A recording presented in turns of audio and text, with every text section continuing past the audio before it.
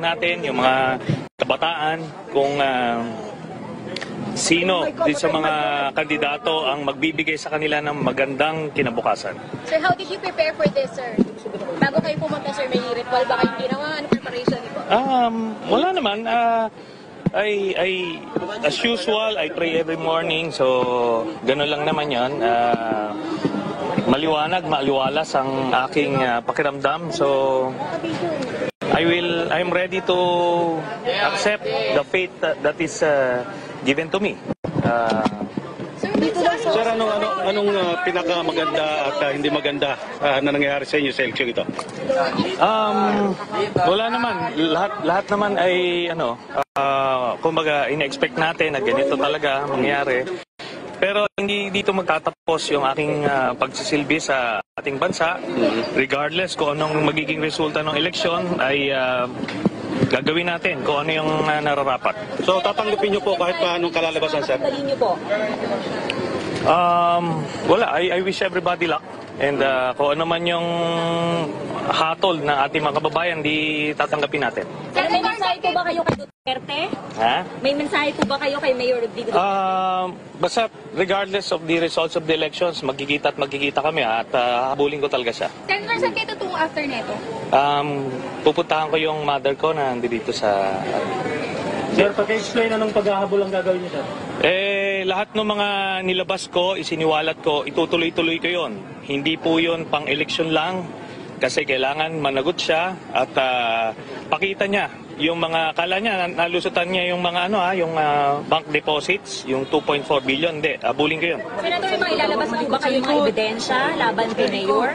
Naglabas na ako at siya, wala siyang nilabas na pangkontra doon sa mga aligasyon ko.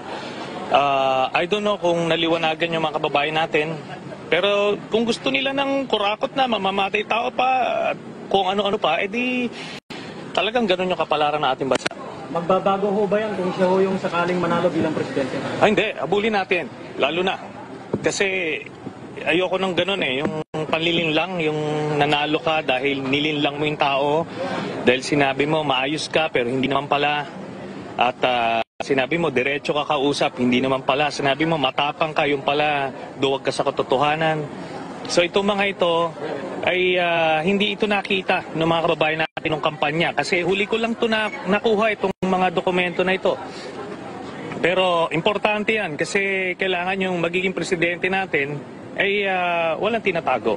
Sir, sa legal na pamamaraan ho ba o labanan sa kalsada? O kung Hindi, syempre, ano pa man, assuming these elections will not go my way, I will still be a senator of the Republic. Gagamitin ko yung mandatong binigay sa akin ng aking mga kababayan para isiwalat lahat ng mga impormasyon na nakalap natin. Senator, sakaling manalo si Mayor Duterte tapos kayo maging VP, ano po ulan yung gagawin? Well, kailangan natin ipagpatuloy yung ating mga advokasya at yung pagrereforma sa ating bansa. Kahit kasama na dyan yung pagsisiwalat ng mga tinatagong yaman niya at kung ano-ano pang mga illegal na activities na hindi nalaman ng mga kababayan natin, pagpapatuloy natin yan. Sir, saan yung aantay ng resulta? Sino mga kasama niyong mag-aantay ng resulta? Saan yung doon lang siguro sa headquarters namin. Thank you. Sir, Mayor Duterte said that he will deal with you after he wins the presidency. Are you threatened by that pronouncement? No. Maganda yon kasi I will deal with him after the elections. Hindi ko siya urungan. Hi, Amelin. It has only been a little over 3 hours into Election Day, and already a lot of reports have been trickling in here at the command center of the PPCRV from the 700,000 volunteers that they have deployed all over the country.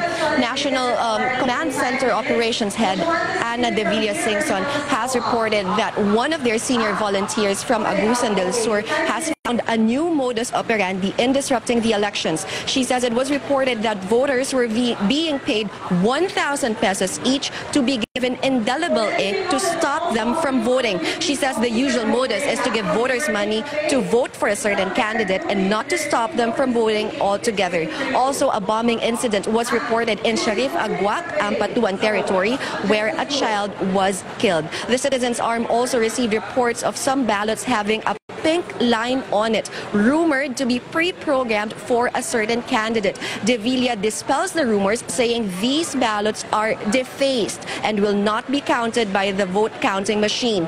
Voters should not accept these ballots and should instead request for a replacement. The PPCRV also received reports of vote counting machines found in Novotel Hotel in Araneta Center. De Villa says they already sent their volunteers to check on the area. It was said that 7 VCM machines were found in 5 different hotel rooms in that certain hotel in Araneta, and they already informed the election officer in Cubao to validate these reports. Also, there have been multiple paper jams has been reported in different precincts.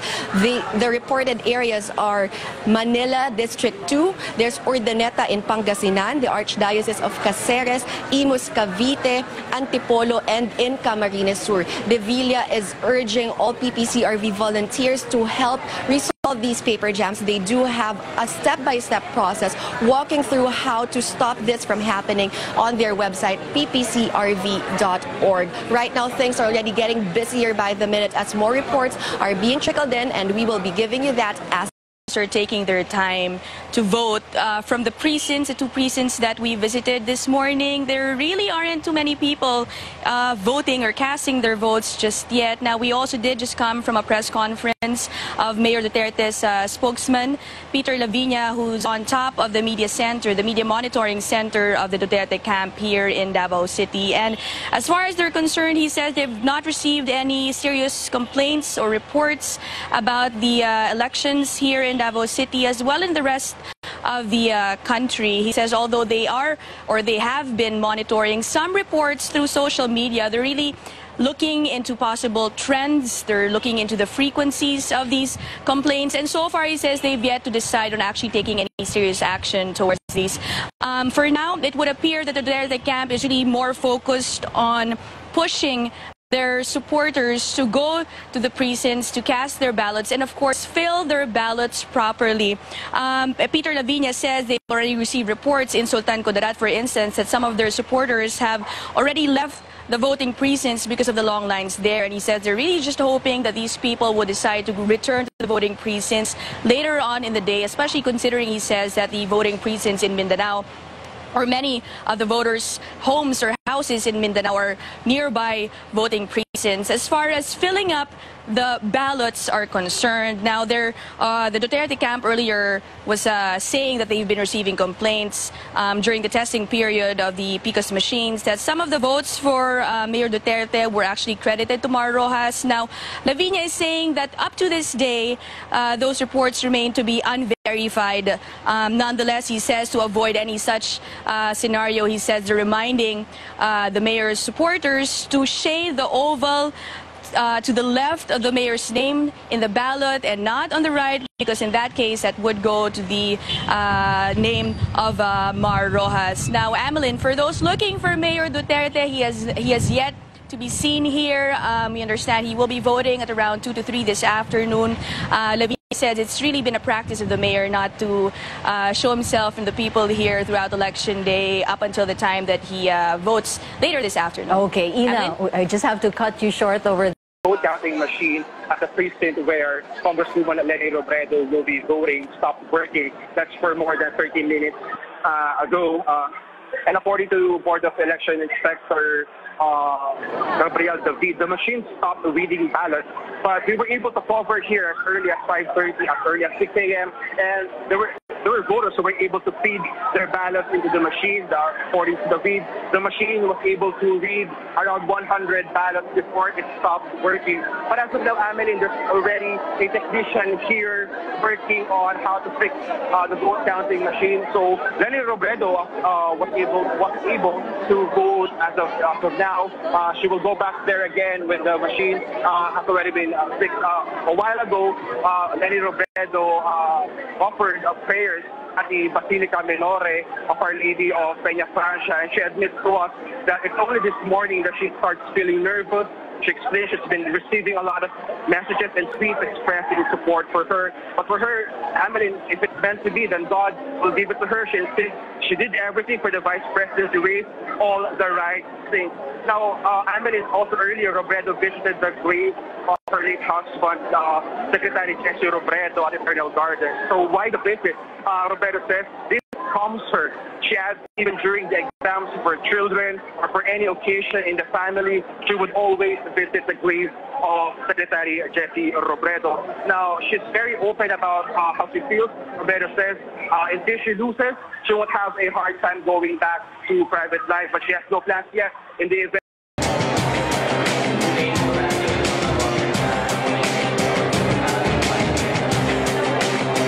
Earlier today, Pampanga's 2nd District Representative Gloria Macapagal Arroyo voted in Lubao Elementary School. The former president came from the Veterans Memorial Medical Center in Quezon City, and she was with her husband Mike Arroyo and son Mikey Arroyo. She immediately left after she casted her vote.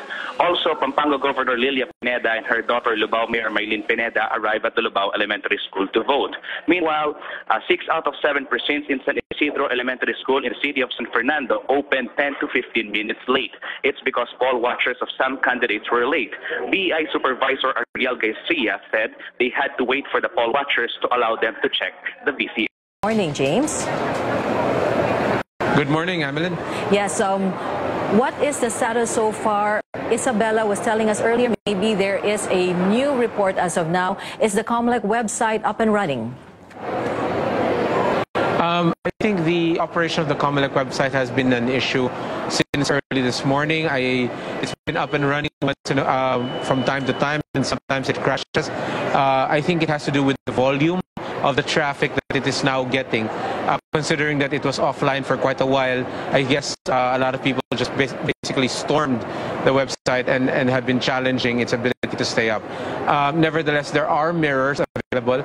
Please check our hotline for the URLs of those mirrors, just in case they're not able to get the information they want from comelec.gov.ph. Now, James, we've been hearing reports as well about vote counting machines not working in certain areas. And as a matter of fact, Congresswoman Leni Robredo was unable to vote in Naga City because the vote counting machine stopped.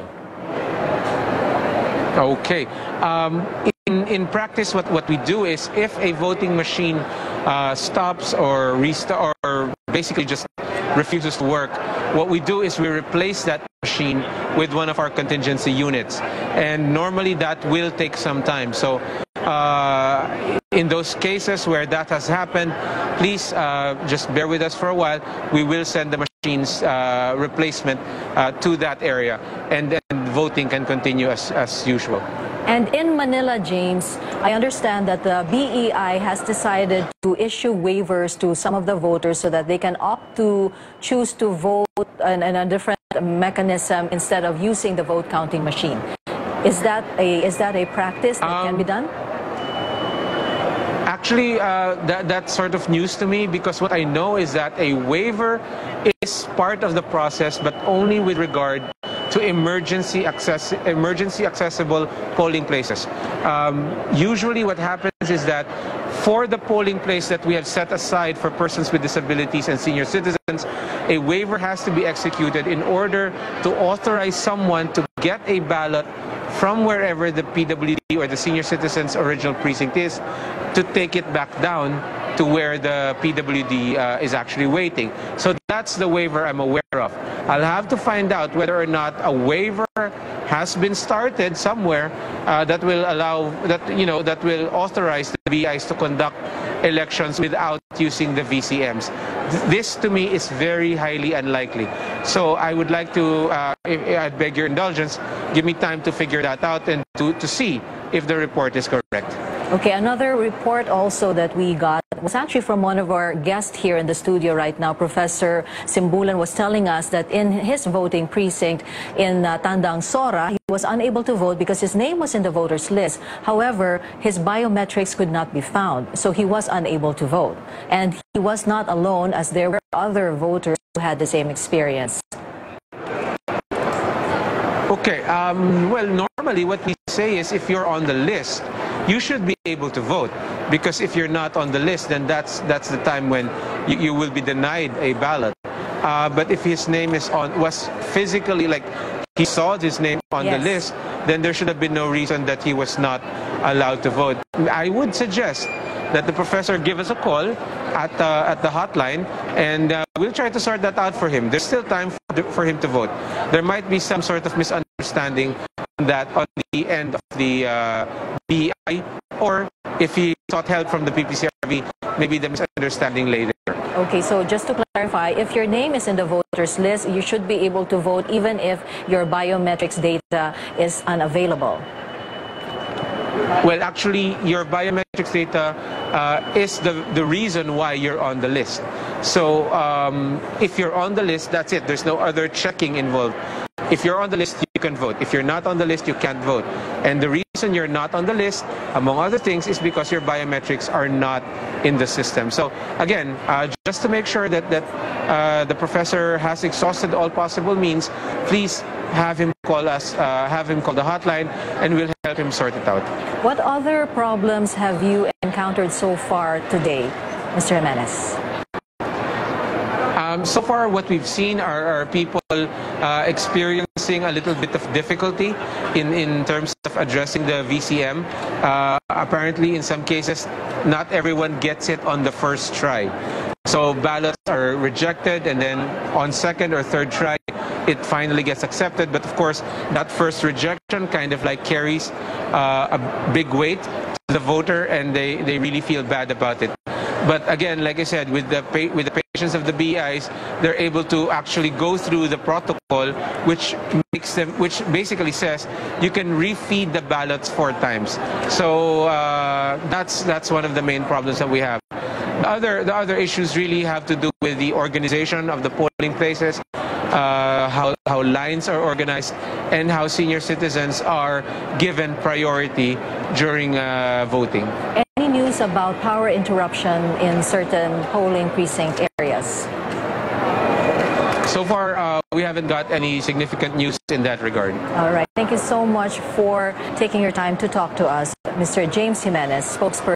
And as of this time, more voters flock to different polling precincts here in Davao City. In Danilo Aguinaldo Elementary School, for example, the holding rooms are already filled with voters, because we have to remember that only 10 people can be accommodated at a certain time. Now, there are express lanes for senior citizens, for persons with disabilities, but even if this is the case, there is still the room were still filled very quickly, because most of the voters this morning are senior citizens. Now let's head on over to the media center of the Duterte Cayetano camp, and according to Attorney Peter Lavinia, they are receiving reports that there are more delays in different polling precincts in different parts of the country due to the volume of people who want to cast their votes. There are also various reports of cheating that reach them. There are isolated cases, however, like for example, wherein a voter would cast his vote for a candidate, but it would go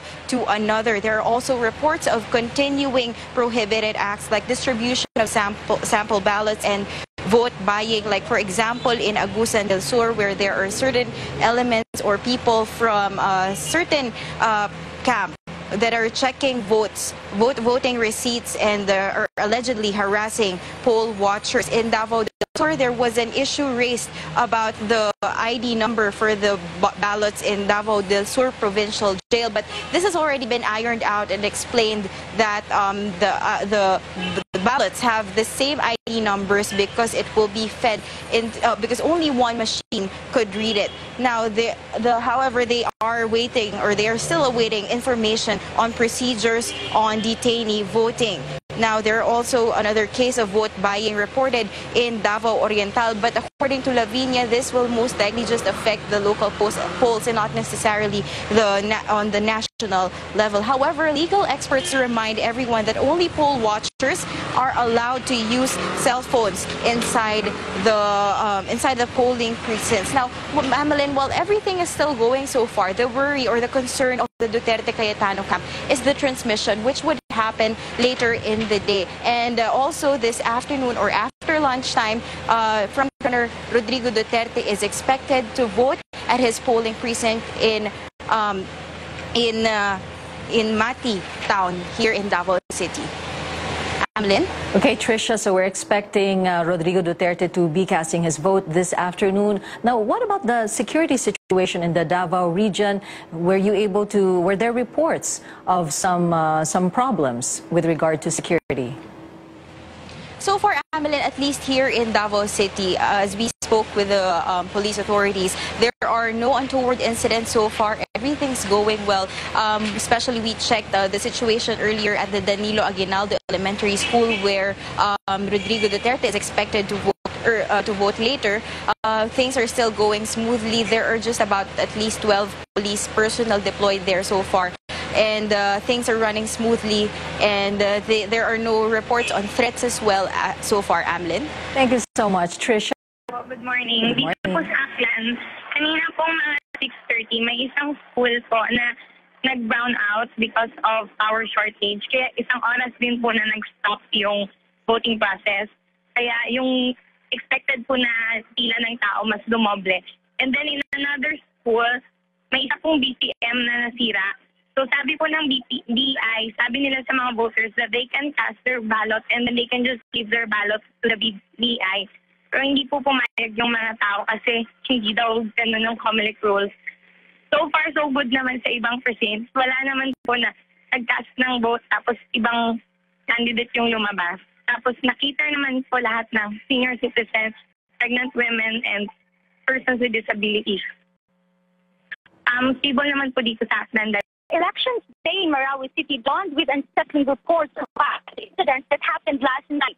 The Provincial Joint Elections Monitoring and Action Center received reports that around 3 a.m. earlier, voting machines and other election paraphernalia were ambushed in Barangay Cabingan, Marawi City, a barangay that is located within the campus of Mindanao State University. 2 who were identified as supporters of Mayor LC candidate Mahugan Damrao were killed in action, while 1 was wounded, according to Ad Hoc Joint Action Group, PCPH and LMT. Also in Tagaya, Municipality Nadao del Sur, following the inhibition of their election officer yesterday, 3 M7 were fired last night at the residence of the incumbent Mayor of Tagaya, Albert Noro Pacalna Balintong, and exchange of fire between the supporters of the opposing candidates followed.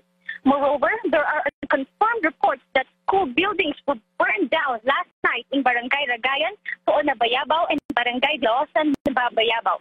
But despite the security threats, the elections are now being held in Marawi City and all over Mindanao del Sur. Originally, she was scheduled to cast her vote at around 9 o'clock. That was based on the initial information her staff released last night. But yeah, it's already almost lunch. It's 11:30. That makes her about more than 2 hours late for her original schedule. Now, we understand that she had come from visiting the tomb of her late father, Fernando Poe Jr. in Manila. Of course, we remember SPJ was also a presidential candidate in 2004. Now, currently, Senator Poe arrived here in San Juan.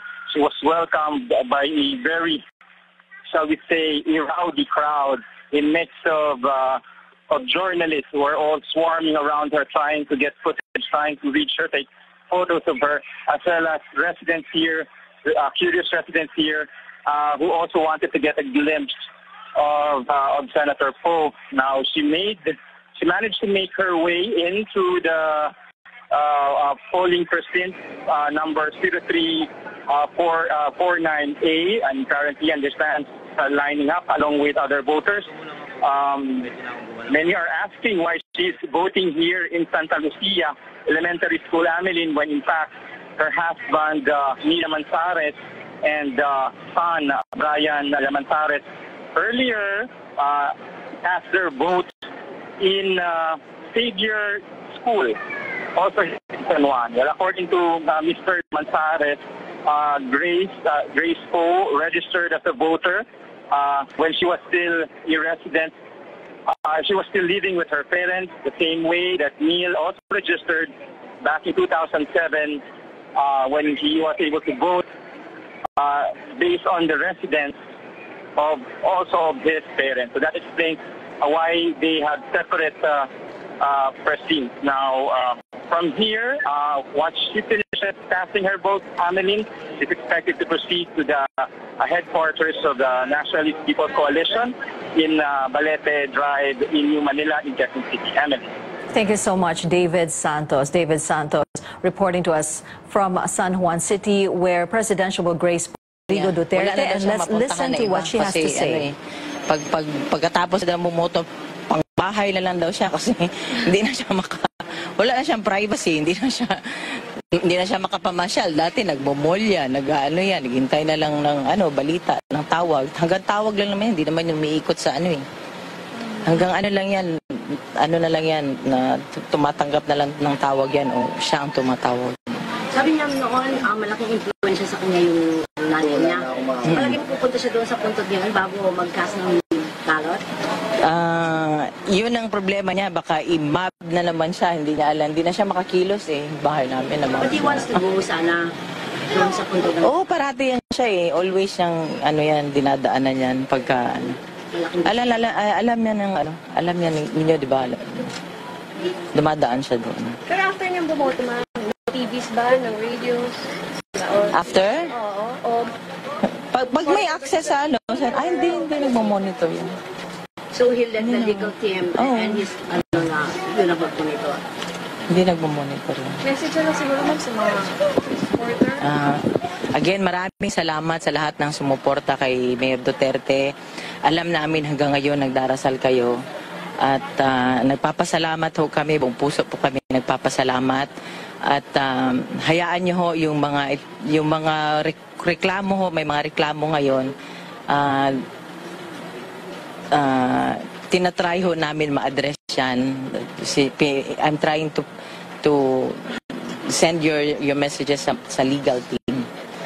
So, tapos continue ho ang dasal kasi malayo pa ho, magbibilangan pa. Ita-transport pa yung, what do you call that, yung memory card. Yun lang po. Maraming salamat. Thank you. Kumain mo na kayo. Bumoto na. Saan yun? Sige lang. Pwede ba po natin Siya ang unang... Kumain mo na kayo sa Telongles. We just heard Hanilet Avancenia. She is the common law wife of presidential frontrunner Rodrigo Duterte. And early she was talking about Mr. Duterte no longer having his time, or he no longer has his privacy, unable to go to the malls. And she also took time to thank the supporters of the Davao City Mayor. And Ms. Avancenia was saying that Mr. Duterte will not be monitoring and will just leave it up to his team to do that. Now let's go back to our guest.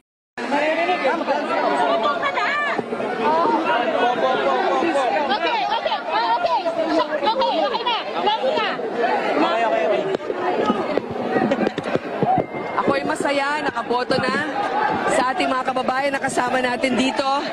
Maraming salamat po sa inyong pagboto ngayong araw, kung sino man ang iboboto ninyo.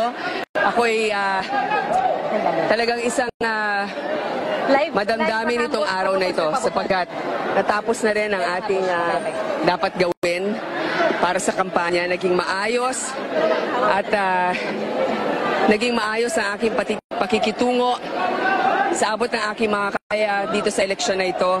At para sa akin, inaalay ko ito. Inaalay ko ito sa Diyos, sa aking ama at sa ating mga kababayan. Ma'am, anong masasabi mo sa sinasabing maaaring may dayaan? Because ang PPCRV mismo ang nagsabi na may mga BCM sa nandoon sa Novo. Ambush ongoing, baka gusto niyo iboton. Ambush ongoing. Yun ang nakakatakot sapagkat yun nga narinig ko mga balita. Kailangan talaga mapuntahan yan agad para maimbestigahan. Maraming salamat sa PPCRV sa kanilang pagbabantay. Sa ating mga kababayan, nangyari po yan noong 2004 kung saan ang ibang mga balota ay nakatago sa isang hotel. Ang mga nasa likod ng mga ganyang operasyon ay mga batikan na operators. Huwag po natin payagan na maulit yung ganyan. Kamusta yung preparations niyo, ma'am, before elections? We want to know, syempre, yung human side. Kamusta kayo kahapon hanggang kagabi? Ay, kahapon po, araw ng mga nanay. Kumain lang po kami na magkakasalo sa bahay. Tapos nung gabi po, syempre dumaan na naman ako ng Quiapo. Humiling talaga ng tulong ng Diyos. At tapos dumaan ako sa nanay ko, nagkwentuhan kami hanggang inumaga na kaming dalawa. Puno ng samot-saring reaksyon, magkasama kami ng nanay ko. Merong konting sentimental, maraming tawa, maraming gano'n naman talaga mga babae pag nagsasama-sama. May kaba? May kaba ka ba? Kahapon, medyo may konting kaba kasi parang ito yung kaunahan pagkakataon na siyempre ngayon lang ako tumakbo bilang Pangulo. Katulad din noon, 2013, may konting kaba bago yung eleksyon. Pero ngayon, mapayapa, katulad rin ng sinabi ko sa inyo ng mga nakarang araw at masaya. How was your experience in voting na? Kayo naman na nagpahirap ng vote. Maayos dito sa San Juan. Ilang minuto lamang. Kaya nga tinaon ko na magtatanghalian sapagkat alam ko naman yung timing. Usually mga tao pag manananghalian na mas nababawasan ng konti. Masikip syempre dahil ang paaralan, maliit ang mga silid-aralan. Pero okay naman at ako'y nagpapasalamat. Walang aberya, hindi sinuka ang aking balota. What are your immediate plans? After this? It favors you. Gusto ko magsama-sama sa lahat ng mga tumulong sa akin. Pero siguro babawi ako ng tulog ng konti. Sige, salamat. Ma'am, dati tatay niyo lang yung tumatakbo sa pagkapangulo. Ngayon kayo na? Oo nga. Dahil naman talaga sa kanya ito Hindi naman ako makikilala ng ating mga kababayan kung hindi dahil sa kanya. Kaya nga hinahandog ko rin ito sa kanya.